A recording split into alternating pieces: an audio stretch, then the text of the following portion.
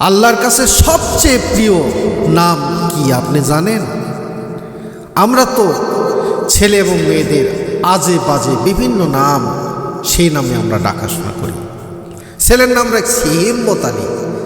একবার আসার খালে দুইজন লাগে ট্যাঙ্ক তুলতে, তার নাম নাকি হিম্মত আলী। ছেলের নাম রাখছি আমরা নজর আলী, অথচ দুই চোখই অন্ধ, জীবনের চোখে দুনিয়া দেখেনি, আমরা নাম রাখছি নজর আলী।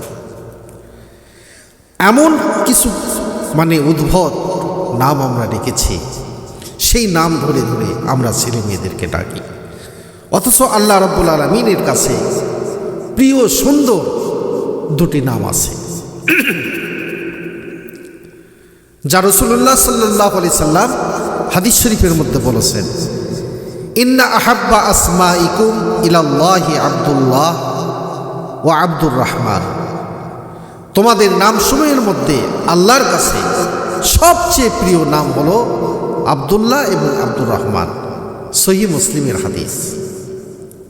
এই হাদিস থেকে স্পষ্টভাবে বোঝা যায় যে আল্লাহ তাআলার কাছে সর্বাধিক প্রিয় দুটি নাম আছে।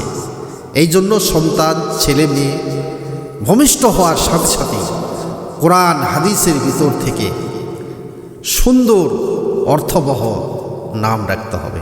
তাহলে হাদিস থেকে স্পষ্টভাবে বোঝা যায় যে আল্লাহ তাআলার কাছে সর্বাধিক প্রিয় দুটি নাম হলো, একটি আব্দুল্লাহ, আল্লাহর বান্দা, আর একটা হচ্ছে আব্দুর রহমান, পরম করুণাময়ের বান্দা। এই নাম দুটি আল্লাহর কাছে প্রিয় হওয়ার কারণ হলো এগুলোতে আল্লাহর দাসত্ব ও আনুগত্যের অর্থ প্রকাশ পায়, যা মানুষের জন্য সর্বোত্তম মর্যাদা।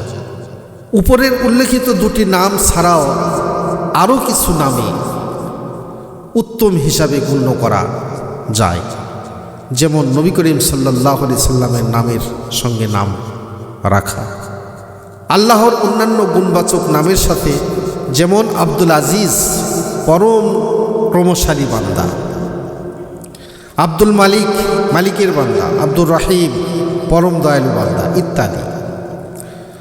মুহাম্মদ সাল্লাল্লাহু আলাইহি সাল্লামের নামটি অত্যন্ত সুন্দর ও অর্থবহ এবং বরকতময়। কোরআন মাজিদে সরাসরি কোনো নির্দিষ্ট নামকে সবচেয়ে প্রিয় হিসাবে উল্লেখ করা হয়নি, তবে কোরআনের বিভিন্ন আয়াতে আল্লাহর সুন্দর নামসমূহের আসমাউল হুসনা উল্লেখ রয়েছে এবং তারই দাসত্ব প্রতি আহ্বান জানানো হয়েছে। যেমন সূরা কাফের 180 নম্বর আয়াতে বলা হয়েছে, আর আল্লাহর জন্য রয়েছে সর্বোত্তম নাম, কাজেই সে নাম ধরেই তাকে ডাকো। এই আয়াত থেকেও বোঝা যায় আল্লাহর গুণবাচক নামগুলোর সাথে সম্বন্ধযুক্ত নাম অত্যন্ত মর্যাদাপূর্ণ। অতএব হাদিসের সরাসরি নির্দেশনা অনুযায়ী আব্দুল্লাহ ও আল্লাহর কাছে সবচেয়ে প্রিয় নাম কোনটি, হাদিস ও কোরআনের আলোকে আমি আপনাদের সামনে তুলে ধরলাম।